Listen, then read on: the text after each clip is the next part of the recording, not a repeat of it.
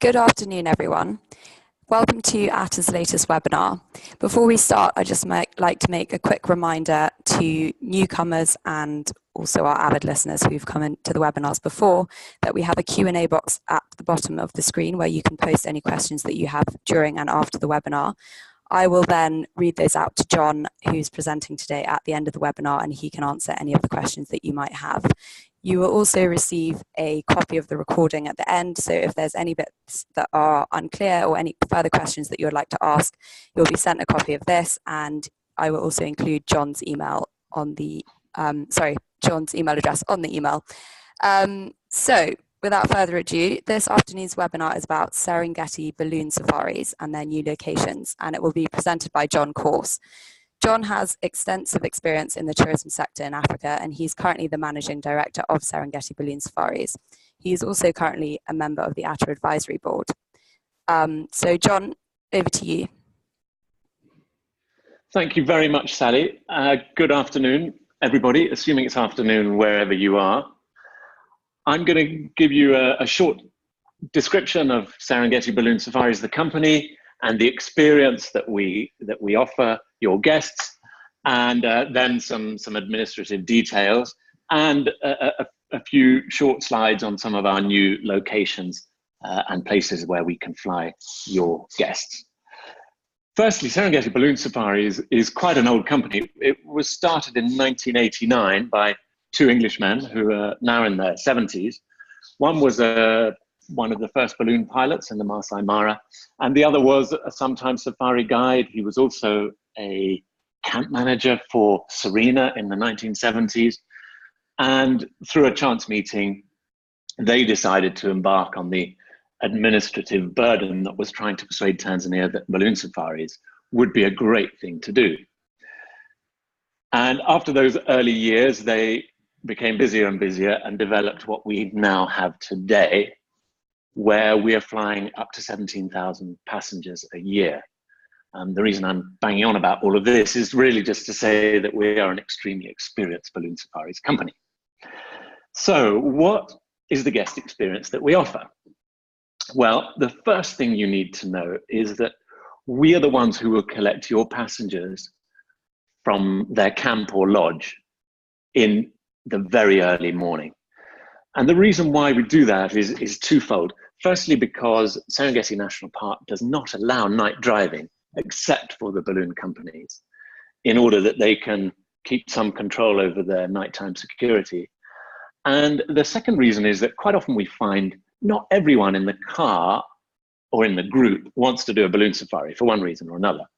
And if we look after the transport, the transfers, if you like, it means that your safari guide can continue his normal morning activity with the rest of the group, which means that we have to be pretty sharp about our rendezvous time at the end of our service, which we aim for 9:45, so that no one's waiting around when everybody meets up again in the car and continues their morning activity.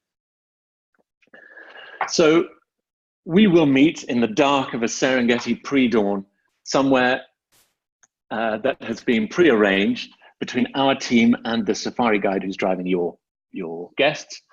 And it could be as early as 4 a.m., but it's more likely to be sometime between 4:15 and 5:30, depending on distance. But we're aiming to get our passengers to our launch site by 6 a.m. This gives us time to do all the safety briefing and preparation and get our takeoff done on time.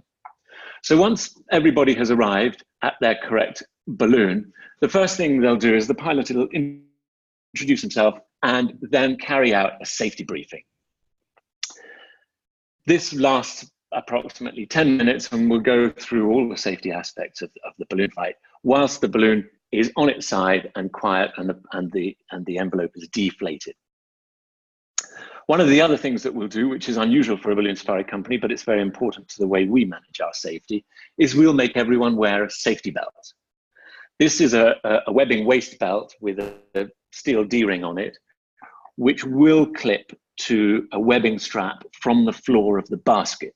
It means that you can still stand up and turn around within the basket, but nobody can jump out. And this is a compulsory part of what we do, and it's just a way to keep everybody as safe as possible. Then we'll start inflating the envelope, and we will embark our passengers when the balloon is on its side, when the basket's on its side. It's another unusual thing that we do, and the reasons for this, again, is safety. Firstly, that basket can weigh up to 1/2 a ton, and if we put it upright, i.e. it's suspended under a buoyant balloon, it can move around, and Serengeti dawns can have a little bit of wind, and if it's moving around and it bumps your foot, it's not good for safety. So everybody will get in with the basket on its side, which can be quite entertaining and has another benefit of showing everybody what the landing position is too. So once you're in the basket, on your back, sitting on our seats, holding on to the rope handles, the pilot will then complete the hot inflation and aim for a pre-sunrise takeoff. The thing we really want to do is be able to be nicely in the air before the sun broaches the horizon over the Ngorongoro Highlands or Loliondo, depending on where we are. And this is the first of the really special moments that a balloon safari involves. And each basket that we have can carry up to 16 passengers on a shared basis. We can offer charters, and you'll have to get in touch with us about them, how we might do it, but it is quite an expensive option. Most commonly, people will take the shared basket. We try and then mix low and high flying. So depending on the weather, the pilot will fly low where he can, particularly when there's great game viewing to be had, and then also mix up some high flying too, so that people can see their way around the Serengeti, the short grass plains, Western Corridor, wherever they are, and orientate themselves. And this brings me to a small booking point. We really like you to be able to book your balloon safari on the first morning that people arrive. And this is for 2 reasons. One, if we have to cancel for any reason, then at least everybody's got a chance to fly the following day. The other reason is if you're anything like me, you want to kind of know where you are and situate yourself. So if you can do the balloon safari early on, you can then orientate and situate yourself around Serengeti or Ruaha, wherever you are. And then the rest of your safari, you understand more about where you are in the bigger picture. We also can fly multiple balloons. This is particularly useful for those of you who book big groups, incentive groups, etc. Given enough notice, we can fly large numbers at the same time, which can work well for some people. We aim to fly for an hour. It could be a little bit more, it could be a little bit less. It depends on the wind. We have flying areas that we're very familiar with and where we know the landings are good and safe. But if it's particularly windy or an unusual wind direction on a certain day, and it takes us to the end of what we feel is the safe landing area early, then the pilot will land regardless of the amount of time. In fact, if we fly for less than 30 minutes for some reason or another, we'll happily give a 50% refund, because we want everybody to have an amazing time and to be very happy with what we do. After we land, you'll see straight away our vehicles are there meeting the balloon when it lands. And the first thing we like to do is then have a champagne toast. Technically, well, it's a decent South African sparkling wine, but we'll use this as an opportunity to then tell everybody the history of ballooning, the first manned flight as it is, and why people like to drink champagne, or it's traditional to drink champagne upon landing in a balloon. That takes around 15 minutes. And when that's done, we all hop back into our cars and drive to where we've set up a sumptuous full English breakfast under a tree somewhere. That drive may take 10, 15 minutes. We aim to be here around 8:30 in the morning.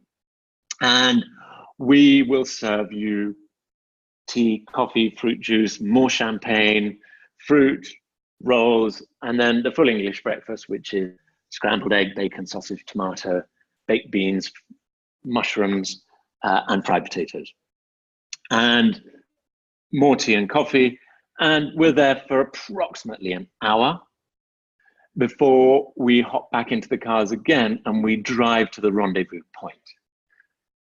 As I mentioned earlier, we're really aiming for this 9:45 rendezvous so that nobody's waiting for anybody else and everyone continue with their morning activity.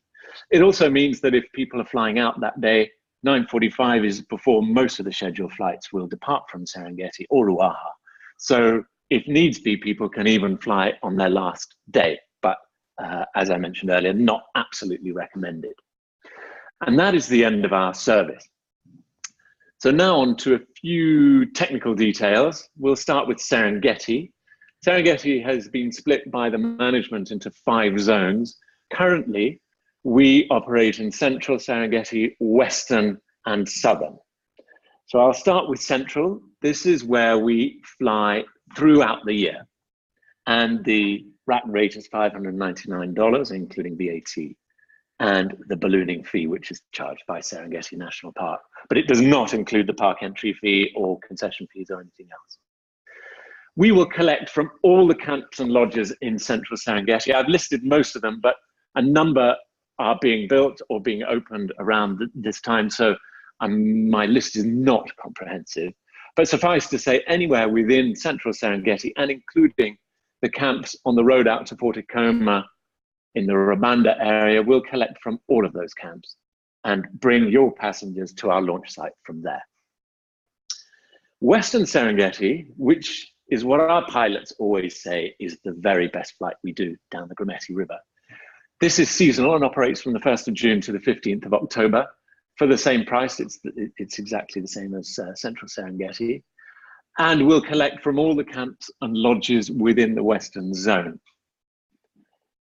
Western Serengeti, sadly, is not as busy as it used to be, as most people now go to the north from June onwards, but it is a fabulous place to fly in a balloon because you have so much resident game along the Great River.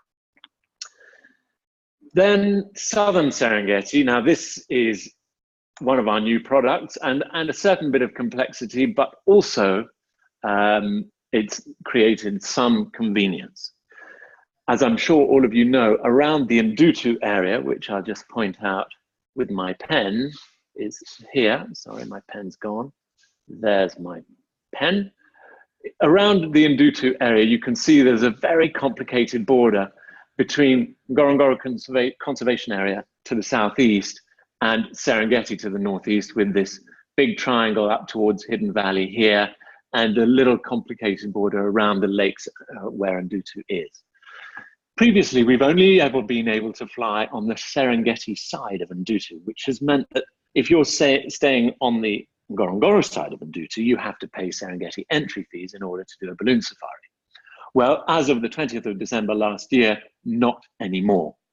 We can now fly on the Ngorongoro side for those people staying on the Ngorongoro side, and on the Serengeti side for those people staying on the Serengeti side. And our pilots have got to work hard to make sure they take off and land in the correct area, but that is our problem. And so far this season, that's gone pretty smoothly. We also have had some fabulous migration viewing from the balloons this year on both sides of this border. I'll mention our videos at the end of the presentation, but one of them was only taken a couple of weeks ago and has some super migration viewing from balloons. So if you're flying on the Serengeti side, then we charge the same Serengeti price, $599. If you're flying on the Ngorongoro Conservation Area side, it's a little bit cheaper at $580, simply because the ballooning fee charged by Ngorongoro is lower than that charged by Serengeti, and we'll pass that straight on to you. How do we differentiate which flight is which? Well, I really don't want to fly 2 half-empty balloons, one on the Serengeti side and one on the Ngorongoro side. So we'll try and manage that according to the bookings that come in first. So when you have a booking for flights in the Ndutu area, be it Serengeti or Ngorongoro side, please contact us as soon as you have that inquiry, either directly or through your local ground handler in Tanzania. And we will strive to ensure that we give you, your passengers, exactly what they want on the date that they want. Now, The other thing that you need to note is those of you who book Singita Sasakwa, we have a balloon available there all the time. It is an 8-seater balloon available for charter, and it is sold through Sasakwa. It is not sold through us at all. But it's a pretty popular thing to do, and we fly 80 to 90 days a year there. And of course, it is in line with the experience that Singita offer at Sasakwa, the fully private balloon, and has been very popular with many presidents, ex-presidents, film stars, etc. The normal Sasakwa clientele. Next is just a few small details that it's important for you to know. I've mentioned the pricing. We do have a minimum of 6 passengers per flight, but please don't worry about that. Just let us know. Just bring your booking to us, and we'll let you know how it's filling up. If it hasn't filled up, we'll keep you informed to make sure that you can confirm it to your customers as soon as possible. We do have cancellation fees. These are simply to protect us from flying empty seats. Those cancellation fees only kick in at 14 days, but as indicated here and on our printed terms and conditions, they rise up to 100% from 48 hours. And as I say, that's simply to protect us from flying empty seats. If we do manage to fill the seats at the last minute, we will give you the refund. We don't aim to make money out of this. We're simply trying to protect ourselves. There are a few restrictions. The first one is a minimum age of 7. And people often write to us and say, little Johnny is very big for 4. Please, can he fly? And I'm really sorry, I have to be very strict about it, because it's an undertaking we've made to our insurers that every passenger is 7 or over on the date of flight. So I can't be flexible about it. I'm sorry about that. On the upper age limit side, we don't have a limit. What we ask is that passengers are able to adopt the launching and landing position, which is sitting on their back in the basket, supporting their weight with their hands on the rope handles. If they are infirm of the feet, or they require walking assistance or walking aids of any kind, that's normally fine. We can get them with their walking aids up to the basket. We can help them into the basket. We can carry the walking aids in our cars. They will meet the passengers as soon as they land.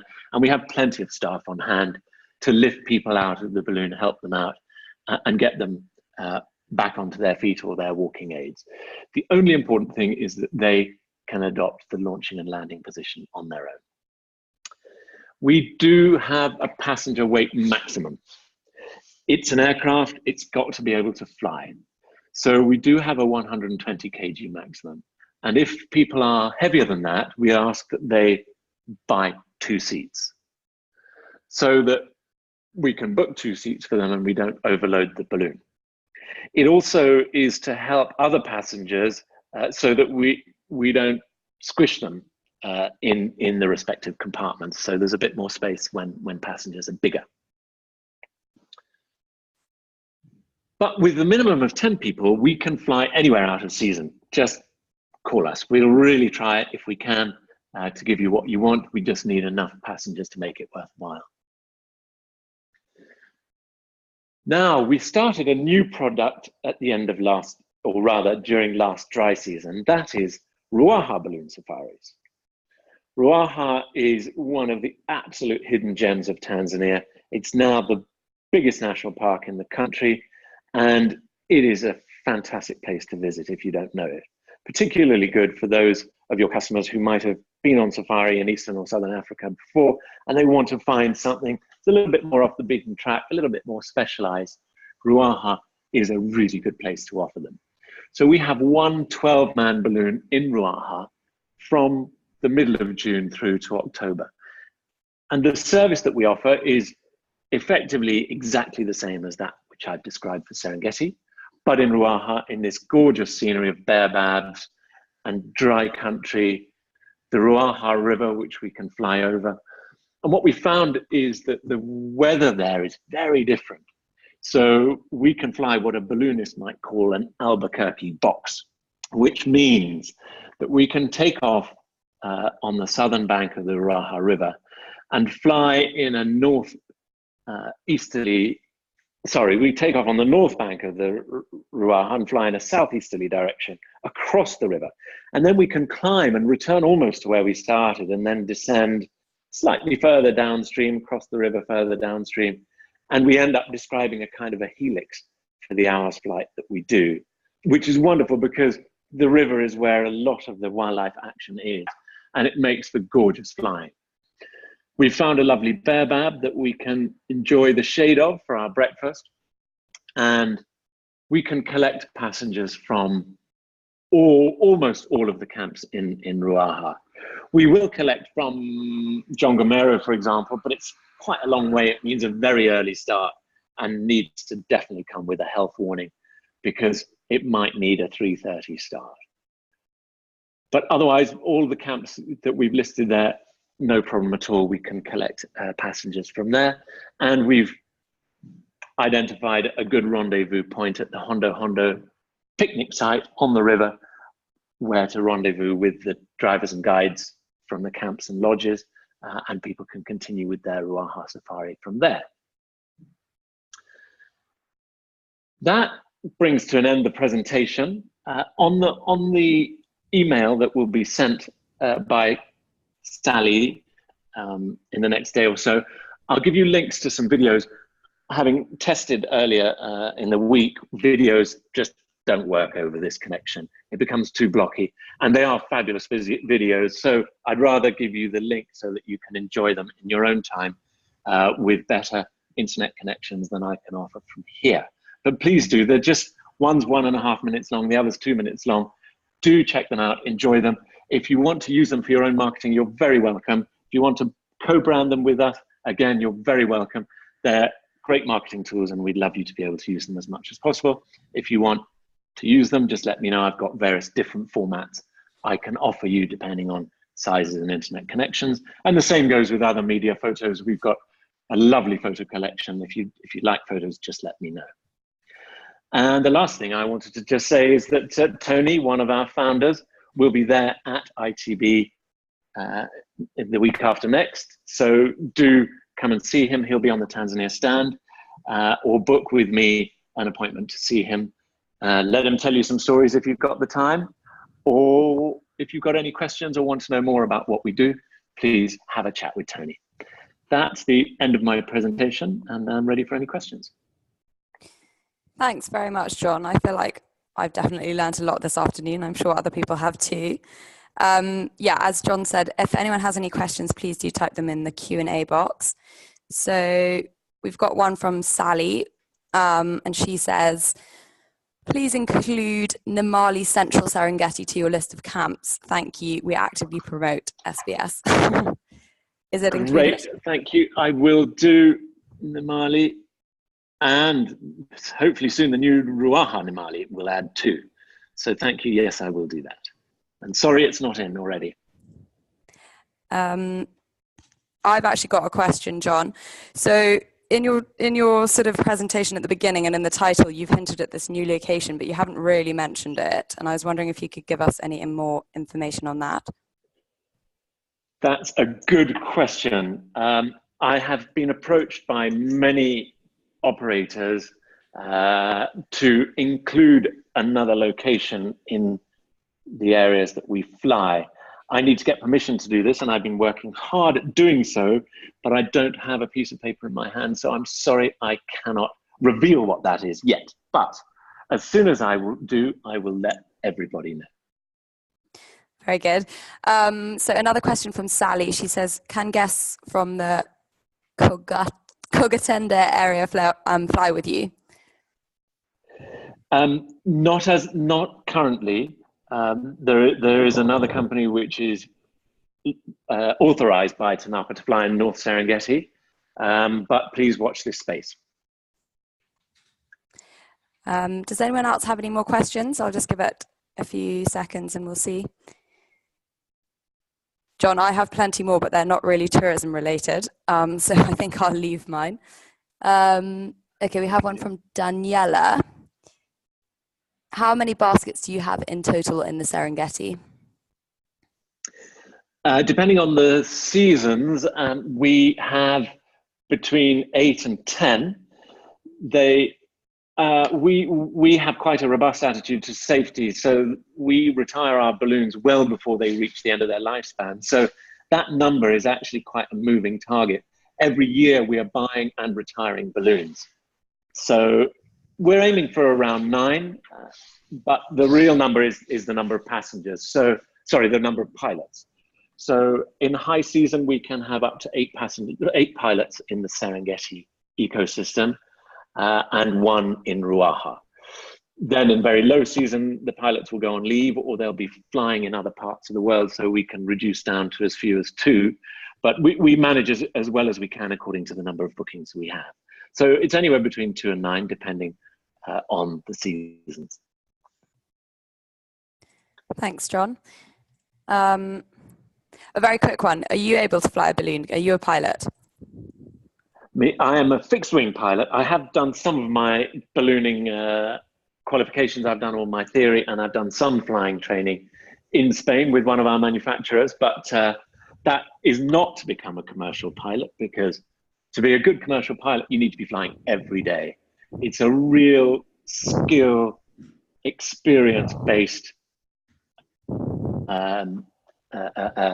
talent to have, and to be able to fly a big balloon with passengers very well, and to be able to see game exactly when you want to, and be able to understand the winds when you want to. You've got to be flying almost every day. And sadly, I'm spend a lot of time in an office, so I'm not going to be commercially flying. I'm only learning to fly balloons myself to make me understand the industry better. Okay. Daniela's got a couple more questions. So she says, could there be flights on the same day in Serengeti and Ndutu? Yes, there can.